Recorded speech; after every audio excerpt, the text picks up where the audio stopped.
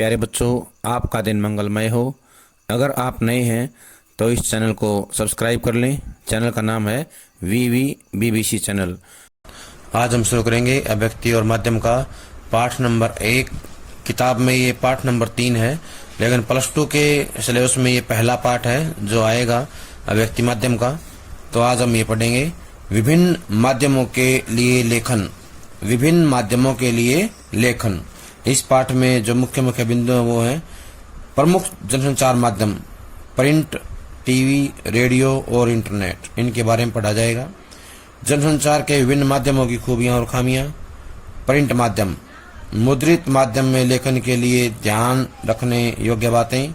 Radio समाचार की संरचना। रेडियो के लिए समाचार लेखन बुनियादी बातें। टेलीविजन, टीवी खबरों के विभिन्न चरण। रेडियो और टेलीविजन समाचार की भाषा और शैली। इंटरनेट पत्रकारिता का इतिहास। भारत में इंटरनेट पत्रकारिता। हिंदी नेट संचार। एक नज़र में विभिन्न जनसंचार माध्यमों के लिए लेखन के अलग अलग तरीके हैं, यानी अलग अलग प्रकार से जो है लिखा जाता है। अखबार और पत्र पत्रिकाओं में लिखने की अलग शैली है, जबकि रेडियो और टेलीविजन के लिए लिखना एक अलग कला है। चूंकि माध्यम अलग अलग हैं, इसलिए उनकी जरूरतें भी अलग अलग हैं। विभिन्न माध्यमों के लिए लेखन के अलग अलग तरीकों को समझना बहुत जरूरी है। इन माध्यमों के लेखन के लिए बोलने लिखने के अतिरिक्त पाठकों, श्रोताओं और दर्शकों की जरूरतों को भी ध्यान में रखा जाता है, यानी कि जरूरतों को ध्यान में रखते हैं और उसके बाद जो है लेखन किया जाता है। प्रमुख जनसंचार माध्यम प्रिंट, टीवी, रेडियो और इंटरनेट। उम्मीद है कि आप नियमित रूप से अखबार पढ़ते होंगे। इसके अलावा मनोरंजन या समाचार जानने के लिए टीवी भी देखते होंगे और रेडियो भी सुनते होंगे। संभव है कि आप कभी कभार इंटरनेट पर भी समाचार पढ़ते, सुनते या देखते हों। क्या आपने कभी गौर किया है? गौर होता है ध्यान देना, ध्यान से सुनना, कि संचार या जनसंचार के इन सभी प्रमुख माध्यमों में समाचारों के लेखन और प्रस्तुति में क्या अंतर है? कभी ध्यान से किसी शाम या रात को टीवी और रेडियो पर सिर्फ समाचार सुनिए और मौका मिले तो इंटरनेट पर जाकर उन्हीं समाचारों को फिर से पढ़िए। अगले दिन सुबह अखबार ध्यान से पढ़िए। तब बताइए कि इन सभी माध्यमों में पढ़े, सुने या देखे गए समाचारों की लेखन शैली या भाषा और प्रस्तुति में आपको क्या फर्क नजर आया? उनमें कोई विशेष अंतर है भी या नहीं? निश्चय ही इन सभी माध्यमों में समाचारों की लेखन शैली, भाषा और प्रस्तुति में आपको कई अंतर देखने को मिले होंगे। सबसे सहज और आसानी से नजर आने वाला अंतर तो यही दिखाई देता है कि जहां अखबार पढ़ने के लिए है, वहीं रेडियो सुनने के लिए और टीवी देखने के लिए ज्यादा महत्वपूर्ण है। इंटरनेट पर पढ़ने, सुनने और देखने तीनों की ही सुविधा है। जाहिर है कि अखबार छपे हुए शब्दों का माध्यम है, जबकि रेडियो बोले हुए शब्दों का। जनसंचार के विभिन्न माध्यमों के बीच फर्क को समझने के लिए सभी माध्यमों के लेखन की बारीकियों को समझना जरूरी है। लेकिन इन सभी माध्यमों या इन माध्यमों के बीच के फर्क को आप तभी समझ सकते हैं जब आप हर माध्यम की विशेषताओं, उसकी खूबियों और खामियों से परिचित हों।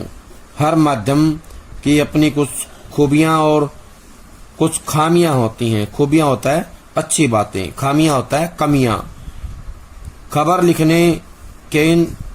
लिखने के समय हमें इनका पूरा ध्यान रखना पड़ता है और इन माध्यमों की जरूरत को समझना पड़ता है। जनसंचार के विभिन्न माध्यमों की खूबियां और खामियां। जनसंचार के विभिन्न माध्यमों से आपको रोज कम या ज्यादा साबका पड़ता होगा। साबका होता है वास्ता या व्यवहार में इस्तेमाल करना, प्रयोग करना। यह अरबी का शब्द है साबका, यानी कि किसी का कम या ज्यादा जो है वास्ता पड़ता होगा। यानी कोई अखबार प्रयोग करता है, कोई जो है टेलीविजन देखता है, रेडियो सुनता है। अगर आपसे पूछा जाए कि आप इन सभी माध्यमों में सबसे अधिक किसे पसंद करते हैं और क्यों, तो आपका जवाब क्या होगा? शायद आप थोड़ा सोच में पड़ जाएं। आपका उत्तर चाहे जो हो, इतना तय है कि इस सवाल का कोई एक निश्चित जवाब नहीं है। संभव है आपको टीवी ज्यादा पसंद हो और आपके दोस्त को रेडियो। आपका दोस्त रेडियो अपने पढ़ने के कमरे में फुर्सत से या कुछ और काम करते सुनता हो। कहने का आशय यह है कि हर व्यक्ति की अपनी अपनी पसंद होती है। किसी को रेडियो पर समाचार सुनना अच्छा लगता है, किसी को टीवी जो है ज्यादा पसंद है, किसी को इंटरनेट पसंद है और किसी को अखबार पसंद है। तो सबकी रुचि के अनुसार हर माध्यम का प्रयोग जो है अलग अलग करने का जो है उसका व्यवहार होता है, उसको प्रयोग करने का अपना एक तरीका होता है। इसे ही बोलते हैं संचार का सदुपयोग। इसी तरह आपके किसी और साथी को पढ़ना बहुत पसंद हो और उसके फुर्सत के क्षण अखबार और पत्रिकाओं के साथ गुजरते हों, जबकि आपका कोई अन्य दोस्त इंटरनेट पर चैटिंग करते या कुछ और पढ़ते या देखते हुए उसी से चिपके रहना पसंद करता हो। जाहिर है सबकी अपनी अपनी पसंद है, लेकिन सबकी पसंद के पीछे कुछ कारण जरूर हैं।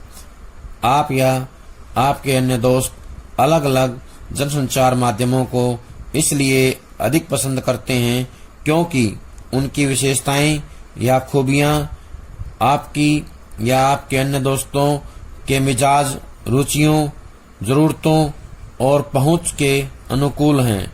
स्पष्ट है कि हम सब अपनी अपनी रुचियों, जरूरतों और स्वभाव के मुताबिक यानी अनुसार माध्यम चुनते और उनका इस्तेमाल करते हैं, प्रयोग करते हैं। इसका अर्थ यह भी है कि हर माध्यम की अपनी कुछ विशेषताएं और खूबियां हैं। खूबियां होता है अच्छी बातें, तो कुछ खामियां भी हैं, जिसके कारण कोई माध्यम विशेष किसी को अधिक पसंद आता है तो किसी को कम। लेकिन इसका यह अर्थ कतई नहीं है, यानी बिल्कुल भी नहीं है कि जनसंचार का कोई एक माध्यम सबसे अच्छा या बेहतर है या कोई एक दूसरे से कमतर है। कमतर माने कम। सबकी अपनी कुछ खूबियां और खामियां हैं। जैसे इंद्रधनुष की छटा अलग अलग रंगों के एक साथ आने से बनती है, वैसे ही जनसंचार के विभिन्न माध्यमों की असली शक्ति उनके परस्पर पूरक होने में है। जनसंचार के विभिन्न माध्यमों के बीच फर्क चाहे जितना हो, लेकिन वे आपस में प्रतिद्वंद्वी नहीं बल्कि एक दूसरे के पूरक और सहयोगी हैं। कहने की जरूरत नहीं है कि अखबार में समाचार पढ़ने और रुककर उस पर सोचने में एक अलग तरह की संतुष्टि मिलती है, जबकि टीवी पर घटनाओं की तस्वीरें देखकर उसकी जीवंतता का एहसास होता है। इस तरह का रोमांच अखबार या इंटरनेट पर नहीं मिल सकता। इसी तरह रेडियो पर खबरें सुनते हुए आप जितना उन्मुक्त होते हैं, स्वतंत्र, आजाद, उतना किसी और माध्यम में संभव नहीं है।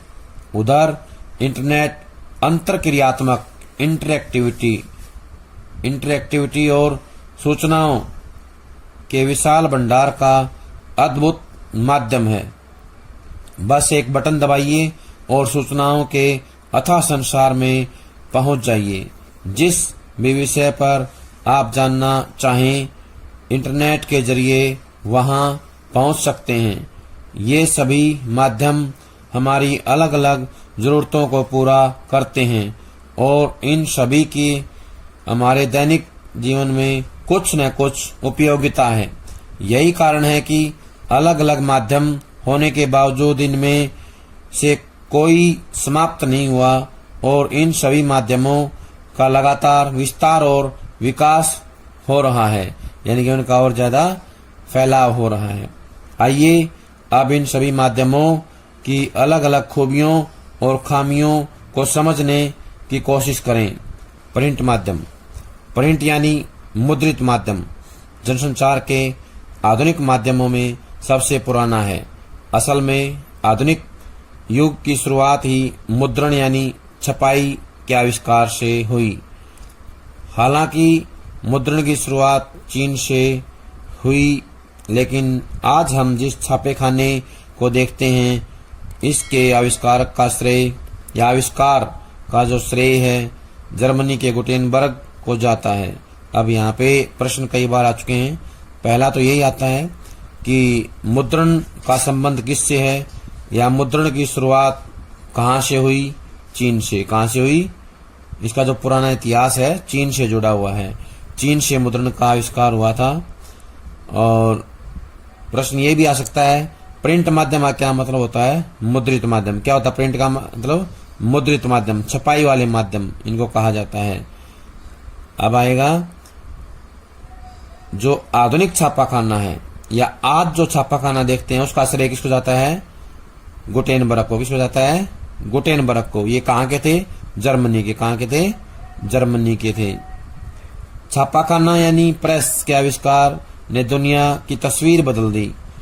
यूरोप में पुनर्जागरण रेनेसां की शुरुआत में छापेखाने की अहम भूमिका थी। तो प्रश्न आएगा, यूरोप में पुनर्जागरण रेनेसां की शुरुआत में किसकी महत्वपूर्ण भूमिका थी? छापेखाने। किसकी थी? छापेखाने की अहम भूमिका थी।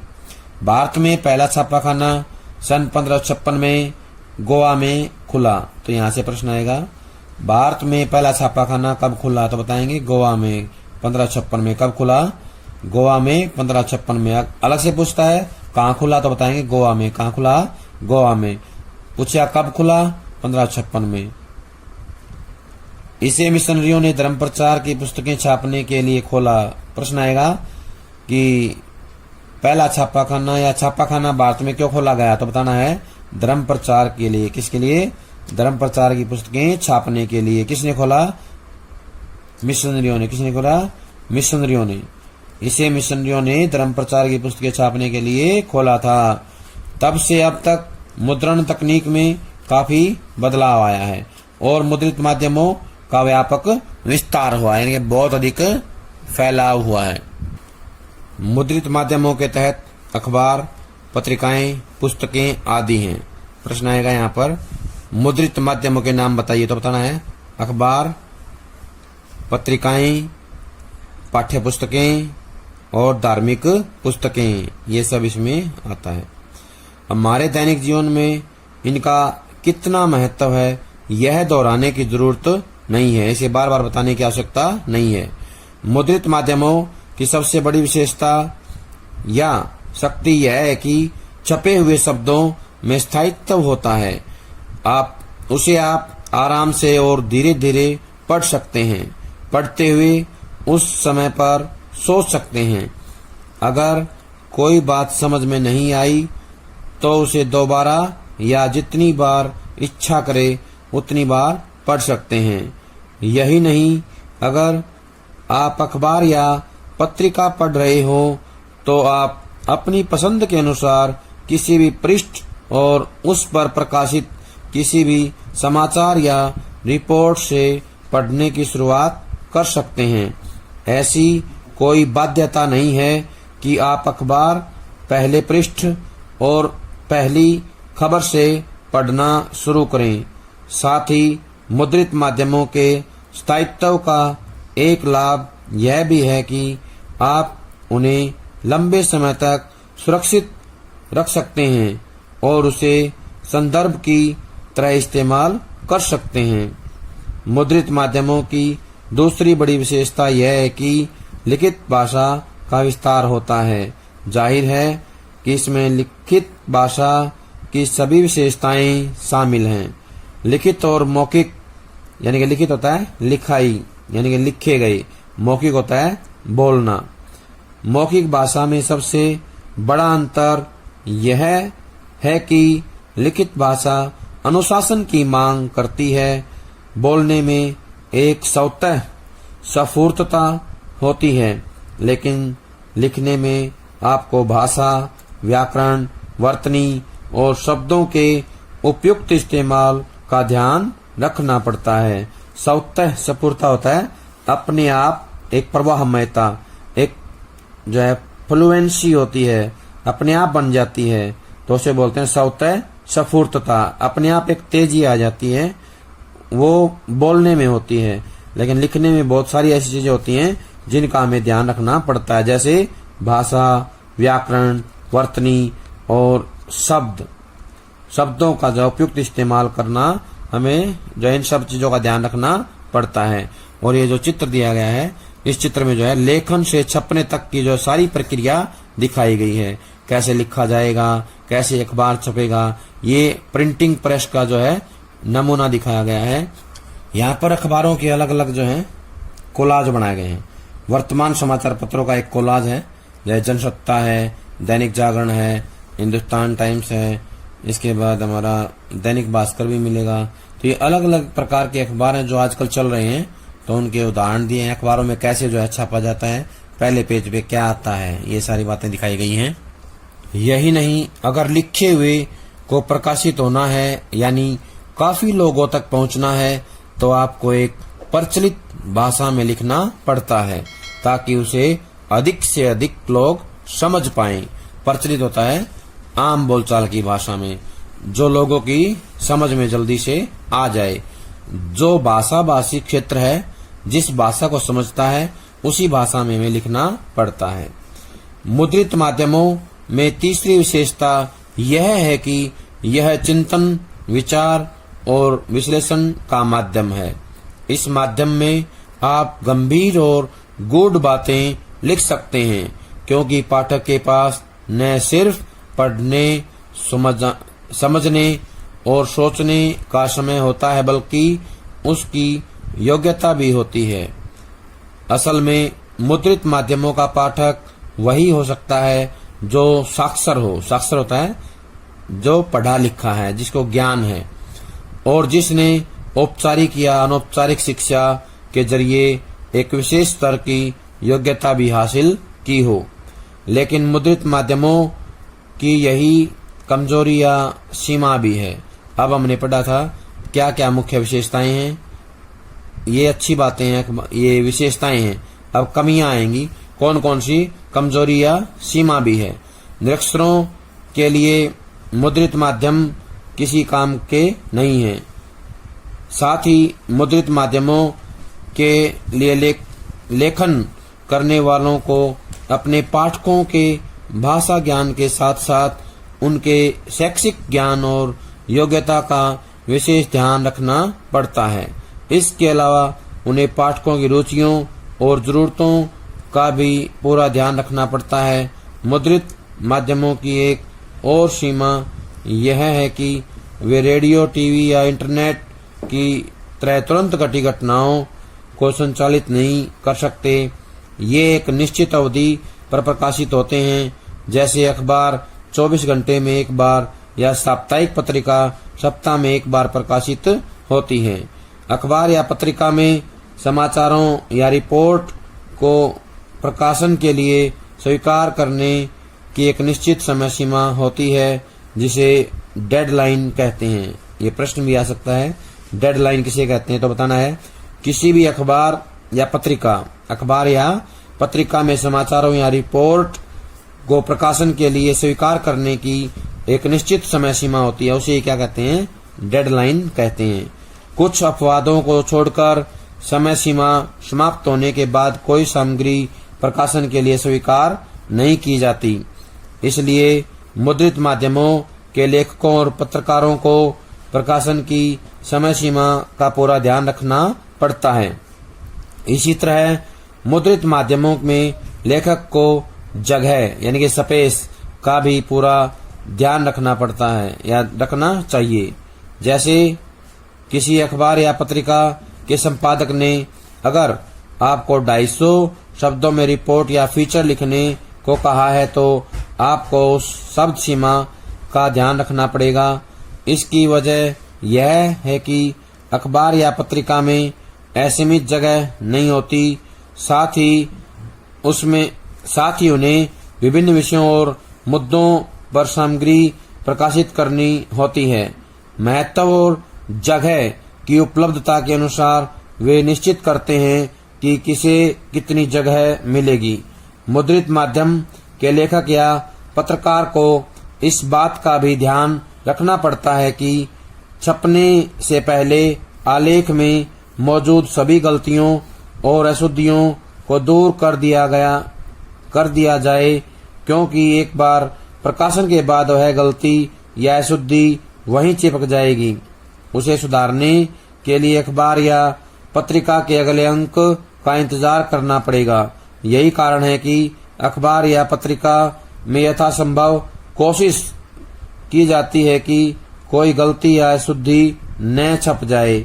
इसके लिए अखबार या पत्रिकाओं में संपादक के साथ एक पूरी संपादकीय टीम होती है, जिसकी मुख्य जिम्मेदारी प्रकाशन के लिए जा रही सामग्री से गलतियों और अशुद्धियों को हटा कर उसे प्रकाशन योग्य बनाना है।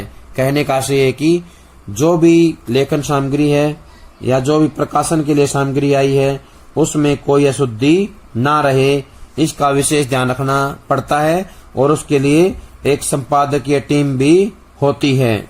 मुद्रित माध्यमों में लेखन के लिए ध्यान देने योग्य बातें, ऐसी कौन सी बातें हैं जिनका हमें ध्यान रखना है? पहला है, लेखन में भाषा, व्याकरण, वर्तनी और शैली का ध्यान रखना जरूरी है। प्रचलित भाषा के प्रयोग पर जोर रहता है। नंबर 2, समय सीमा और आवंटित जगह के अनुशासन का पालन करना हर हाल में जरूरी है। आवंटित होता है दी गई या विभाजित कर दी गई। जो समय सीमा और जगह बांट दी गई है, विभाजित कर दी गई है कि इस समाचार के लिए इतनी जगह है, इस समाचार के लिए इतनी जगह है, तो उसी के नियम का पालन करते हुए हमें जो है लिखना होगा। उसका ध्यान रखना बहुत जरूरी है। जगह और समय का ध्यान रखना जरूरी है। नंबर 3, लेखन और प्रकाशन के बीच गलतियों और अशुद्धियों को ठीक करना जरूरी है। अगला है, लेखन में सहज प्रवाह के लिए तारतम्यता बनाए रखना जरूरी है। तारतम्यता होनी चाहिए, यानी कि प्रवाहमयता, फ्लुएंसी के साथ साथ जो है तारतम्यता होनी चाहिए, तालमेल होना चाहिए शब्दों के बीच में, तभी जो है हमारा लेखन सार्थक होगा। प्यारे बच्चों, ये था हमारा पाठ विभिन्न माध्यमों के लिए लेखन का पहला पाठ। बहुत बहुत धन्यवाद। इसको